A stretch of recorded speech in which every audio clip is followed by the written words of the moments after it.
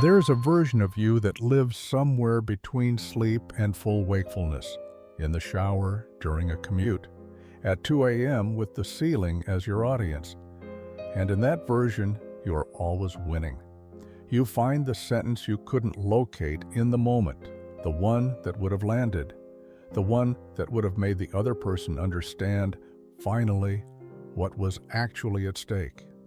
You reconstruct the conversation from the beginning, reorder it, cut what weakened you, sharpen what you should have said, and in this internal theater, you are not the person who went quiet when you needed to speak. You are the person you wanted to be, and for a moment, briefly, something settles, something that functions like resolution. Then you do it again. This is what this script will not let you call processing. You have been calling it processing. I just work through things by thinking about them. But the evidence against that framing has been accumulating for years, and you have found reasons not to examine it too closely. The evidence is this: the argument ended. The person you are rehearsing against has not heard a word. The verdict you are working toward cannot be delivered to anyone who will receive it, and yet you return, and return, and return again. That is not processing. Processing moves. What you are doing is something else, and naming it precisely is the only way to see it clearly enough to stop being run by it. The mechanism operating on you has a technical name that psychology has largely failed to make legible in plain speech. It is not rumination in the loose popular sense. That word has been diluted into meaning nothing more specific than thinking too much. What is actually happening is a compulsive appeal to a court that has already closed. The situation is over. The jury is gone. And you are still arguing, not because you believe the verdict can change, but because the need that produced the argument in the first place was never addressed by the outcome. The original situation refused to deliver what you needed, and so the mind, which cannot easily accept refusal, has built an alternative venue where delivery is still possible. The enemy is not the person you keep arguing with in your head. It is the structure of the need itself, specifically the need for a verdict that the original moment was constitutionally incapable of providing, and the mind's quiet insistence on finding a workaround through repetition. There is a moment when this becomes visible that most people do not let themselves arrive at. It is the moment when the need the conversation was supposed to meet becomes legible to you without the replay standing between you and it. When you can see it directly, that moment is what this script is moving toward. Not resolution, not the delivered verdict, but the capacity to see the need without needing the surrogate process to mediate it. When the mechanism loses the invisibility it requires to run, it cannot run in quite the same way. Not because you've fixed anything, because you've stopped being the person who didn't know what was happening. Most people who recognize this pattern have noticed the brief satisfaction that follows a well-constructed internal argument. Not triumph, something quieter. A brief release of pressure. The sense of having finally gotten it right. What they have rarely been told is that this sensation is not a harmless byproduct. It is the mechanism's reinforcement. It is precisely why you go back.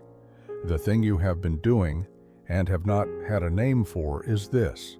You have been winning arguments with people who will never know the argument happened, and experiencing something that functions just enough like resolution to keep you in the loop.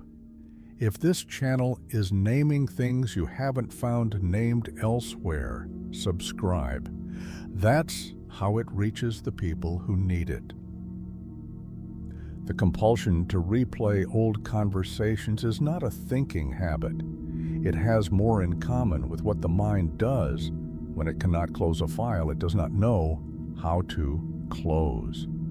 Viktor Frankl wrote about something adjacent to this in a context that seems, at first, entirely different. He was writing about survival in conditions that make any argument about internal sovereignty seem abstract by comparison. But what he observed there is mechanically applicable here. He identified a specific kind of suffering as the most corrosive. Not suffering that comes from clear and present damage, but suffering that feels purposeless. Suffering that has nowhere to go, no object capable of receiving the meaning the person needs to attach to it. When suffering can be given to something, a cause, a person, a future that justifies it, it becomes bearable. When it cannot be received, when the recipient is absent or gone or was never capable of receiving it, the need for meaning does not disappear. It circles. What you are doing in the shower at 2 a.m. is trying to give something to someone who cannot receive it. And because they cannot receive it, the need remains unsatisfied. And because the need remains unsatisfied, you return. This is not weakness. The mechanism is operating correctly, in the sense that it is doing exactly what it was built to do. The problem is that it was built for a world where unfinished business could be finished, where arguments could be returned to, where the other person was still reachable. It was not built for situations that are irreversibly over, and it cannot tell the difference. William James, writing on habit in a way that most readers miss entirely, described the nervous system as a device for converting deliberate choices into automatic ones. And he meant this as a description of efficiency, not pathology. What he also observed in less cited passages is that the same mechanism that encodes useful habits encodes useless ones with equal fidelity. The nervous system does not distinguish between a habit that serves you and a habit that merely provides temporary relief from a discomfort it is not equipped to resolve. It encodes repetition. It rewards the relief, however brief. It brings you back. This is what most treatments of rumination miss. They identify the pattern and then ask you to interrupt it, to redirect, to practice something else, to replace the thought. The interruption strategy treats the replaying as a thought problem. But here is what you feel in your body when you try it, a kind of pressure, not quite anxiety, not quite restlessness. A pull towards something you cannot name, that the redirect does not address, that waits for you when the distraction ends. That pull is the need, not the thought. The thought is just the vehicle the need found available. You redirect the thought. The need finds a different vehicle. Sometimes it appears as irritability toward whoever is nearest. Sometimes as a heightened sensitivity to any new situation that carries even a faint resemblance to the old one. The charge does not dissipate through suppression, it roots. The Stoics, Epictetus in particular, identified something that looks like a solution from a distance. The dichotomy of control. Separate what is within your power from what is not, and attend only to the former. The past is not within your power, therefore, do not attend to it. This sounds like relief. In practice, for the person already in the loop, it produces guilt, because they already know, on some level, that the conversation is over and the replay is irrational. Knowing it is irrational does not stop it. Epictetus's framework is architecturally correct and practically unavailable to the person asking for help, because it identifies what the problem is before the mechanism forms. It does not address what to do when the mechanism has already been running for 3 years and arrives uninvited at 6 a.m. What Epictetus could not account for, because he was not working in the vocabulary of depth psychology, is that the compulsion to replay does not feel like a choice from the inside. It presents as a pull, not a push. You do not decide to replay the conversation, you find yourself in it. The decision-making faculty that Stoic practice addresses is not the one generating the pull. Something else is, and that something else does not care about your theory of control. Carl Jung's concept of autonomous psychic content is more structurally accurate here. Jung argued that certain psychological contents, charged enough, unresolved enough, operate with a degree of functional independence from the conscious self. They are not chosen, they arise. They pull attention toward themselves not because the conscious mind has decided they deserve attention, but because they have accumulated enough psychic energy to generate their own gravitational pull. Think of how a song appears in your head unbidden, and you find yourself 3 verses in before you notice it started. That is the mild end of the spectrum. Autonomous content at the heavier end does the same thing, but the content is not a song. It is a charged situation that the psyche organized around an expected resolution that never arrived. The unfinished argument is not just a memory. It is what Jung called a complex, a cluster of affect, expectation, and unmet need that keeps generating toward resolution. Because resolution is what it was organized around, and the organizational principle cannot update itself simply because you've decided intellectually that the situation is over. The resolution never comes. And so it keeps generating. This is the point most people do not stay with long enough, because staying with it removes a certain comfortable narrative. The replay is not an error in the system. It is the system doing exactly what unresolved complexes do. The argument keeps happening because the psychic energy that the original situation generated has nowhere to discharge. It cannot be discharged through the actual situation. That situation is over. It cannot be discharged through the internal replay. The recipient is not there. The verdict cannot land. The pressure releases briefly and then rebuilds, so it recycles. You return not because you are weak or obsessive or unable to let things go. You return because the energy has nowhere else to go, and the loop provides the closest available simulation of discharge. This is why willpower has no purchase here. You cannot will yourself out of a loop that is not being driven by will. What the conversation is actually about, not the surface subject, but the underlying need, is almost never what the person believes it's about. This is where the replay becomes diagnostic if you are willing to use it that way. Not as something to stop initially, but as a question. What exactly would the delivered verdict have given you?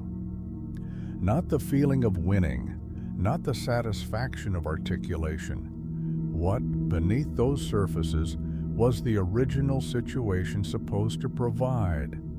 Erich Fromm identified something he called a frame of reference, not Maslow's hierarchy, which is a different and considerably more surface-level formulation, but a description of a specific psychological need. The need to have your experience confirmed as real by someone whose confirmation counts. Not approval in the social sense, not validation in the shallow sense.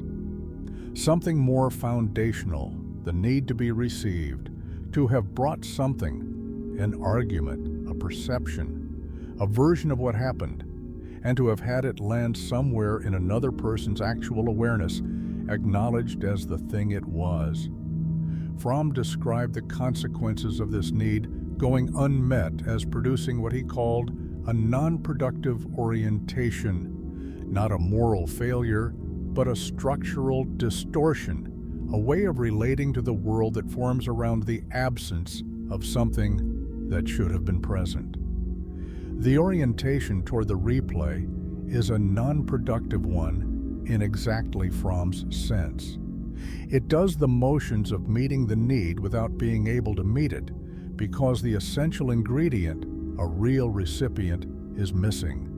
The arguments you replay are almost always arguments in which that confirmation was refused, not necessarily through explicit rejection, sometimes through dismissal, misunderstanding, redirection, or simple inattention. The other person did not receive what you brought. The need for confirmation was activated and then not met.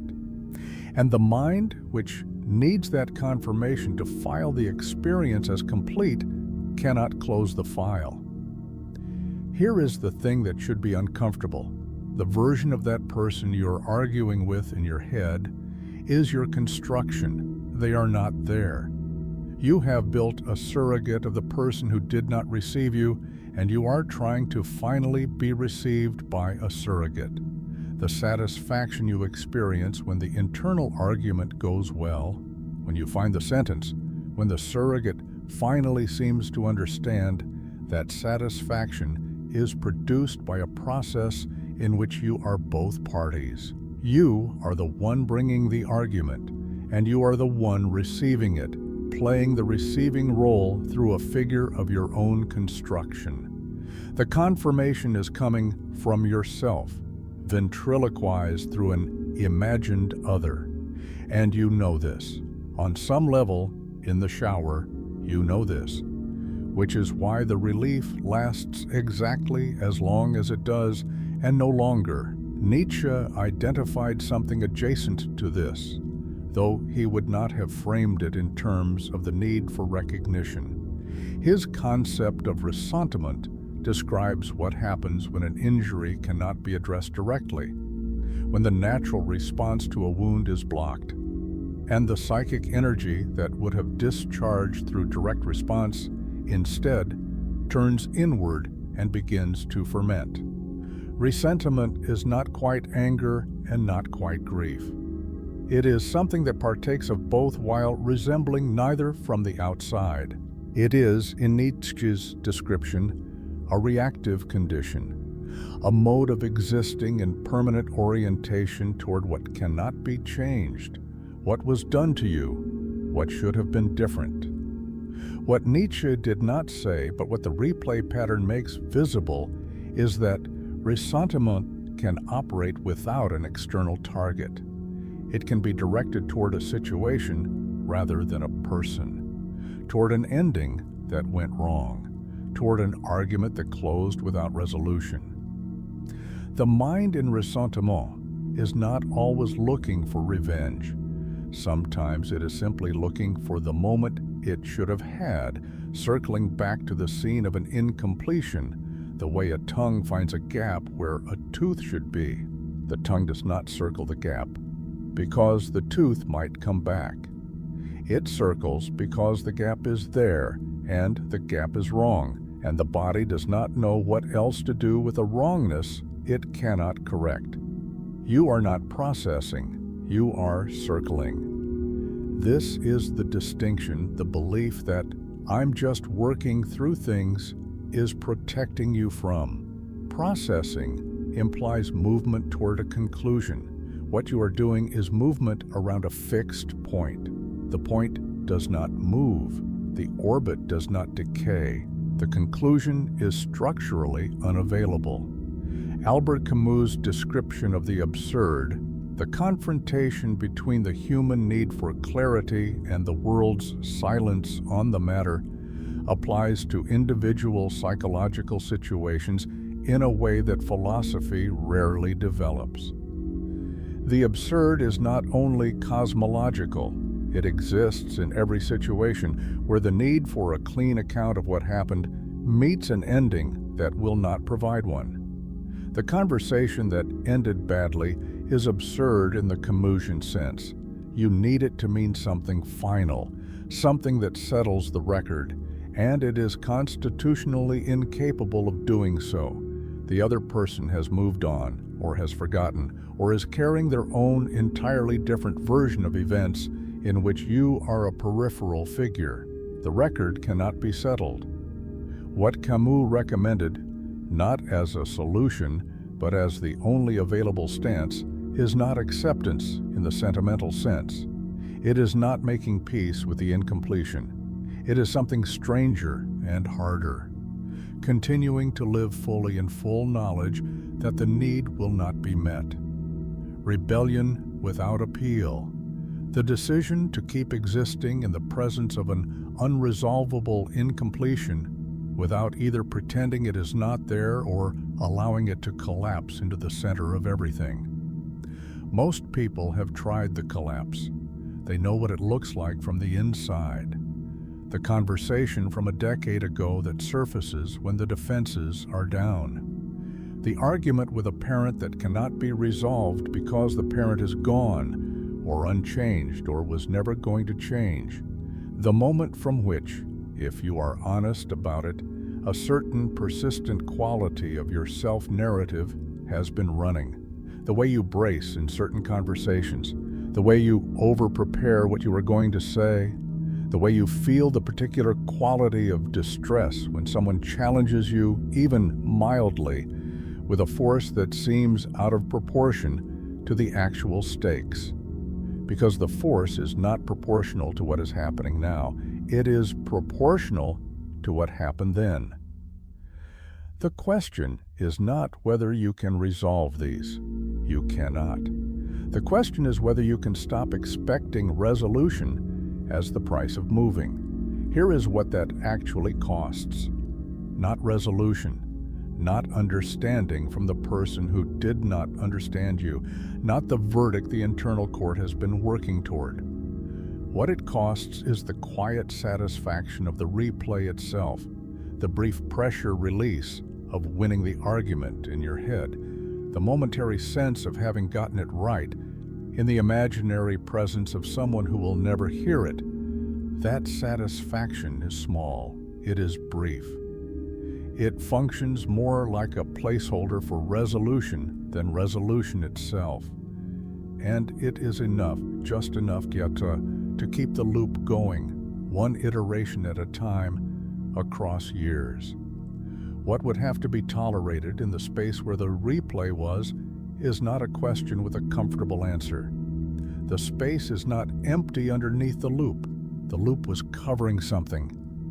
Not unconsciously. You have probably glimpsed it in certain moments when the replay suddenly felt hollow, when you caught yourself in the middle of the internal argument and experienced not the usual pull, but something flatter, something closer to exhaustion than engagement. Those moments are the loop failing to do its work. What comes up in those moments briefly, before the next thought covers it, that is closer to what is actually there. The argument ended. The verdict was not delivered. The court has closed. You have been appealing to a jurisdiction that dissolved before you arrived. What you keep returning to is not a conversation. It is the need the conversation was supposed to meet. And until you look at that need directly, without the structure of the replay mediating it, without the brief satisfaction of the surrogate verdict to take the edge off it, the loop will continue. Not because something is wrong with you, because that is what unfinished needs do in a mind that has found a way to almost address them without quite doing it. The need is for your experience to have been received by a real person in real time, when it mattered. That did not happen, and no iteration of the internal argument will make it happen retroactively. The surrogate can produce the sensation of being understood. It cannot produce the thing itself. Grief, unlike the loop, has a direction. It moves through the loss rather than around it. It is not the satisfaction of the replay. It does not provide what the replay provides. It provides something the replay structurally cannot. an ending that is actually an ending, a way to have experienced the loss fully enough that the need, having been genuinely met with the fact of its own unmetness, can finally stop organizing around the hope of resolution. That is not a decision that feels like relief when you first make it. It feels like the gap without the tongue,